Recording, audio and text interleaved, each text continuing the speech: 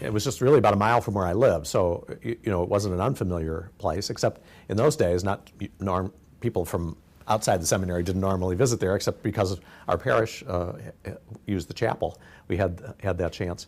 But it seems unusual to people today, perhaps, but in those days we had a high school seminary in St. Louis. I graduated from 8th grade in 1963, and myself and two other boys from my 8th grade class enrolled in the high school seminary. There were about 550 students there at that time, so it was a pretty good size school. It was a day school. We didn't live there, so we went home every day and had, in many ways, the life of a normal high school student.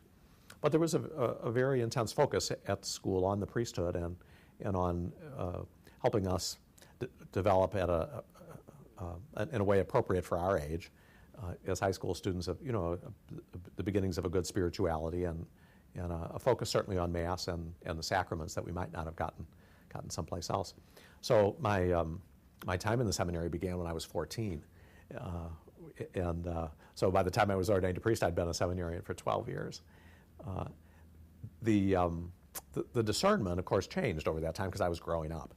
And as I became a more mature young man, I had to think more seriously about what I was doing, and had the opportunity for good spiritual direction and good guidance along the way to help me continue to look at the question of whether I thought I really was being called to the priesthood, and then whether I was going to be able to respond to that wholeheartedly, generously, be the kind of student, be the kind of mature man, be the kind of spiritual person that would make a good priest.